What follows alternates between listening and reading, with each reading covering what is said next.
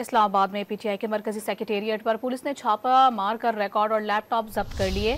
تحریک انصاف کے ترجمان رؤف حسن کو بھی حراست میں لے لیا گیا۔ سیکورٹی ذرائع نے دعویٰ کیا ہے کہ پی ٹی آئی کے مرکزی سیکریٹریٹ پر چھاپا شواہد کی بنیاد پر مارا گیا۔ ڈیجیٹل میڈیا مرکز انٹرنیشنل ڈس انفارمیشن کا ہب بنا ہوا تھا۔ ملک دشمن ایجنسیز کے ساتھ مل کر پاکستان مخالف پروپیگنڈا کروایا جاتا تھا۔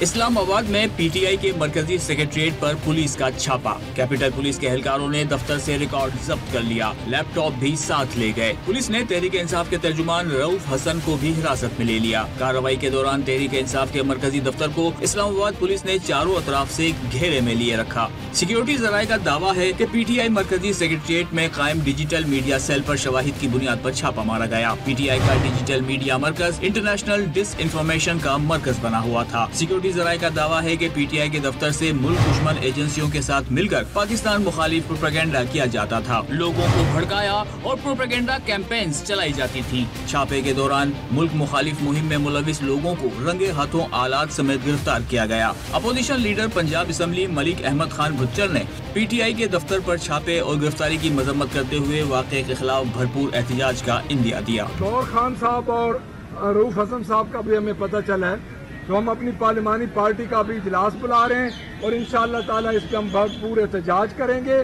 اور ہم مذمت کرتے ہیں اور انشاءاللہ اس وقت تک چین سے نہیں بیٹھیں گے جب تک ہم اپنے تمام لیڈرز ورکرز کو اور بانی چیئرمین کو کی رہائی ہم انشاءاللہ نہیں دلاتے۔ قائد حزب اختلاف سینیٹ شبلی فراز اور مشیر اطلاعات خیبر پختونخوا بیرسٹر سیف نے بھی چھاپے کی پرزور الفاظ میں مذمت کی۔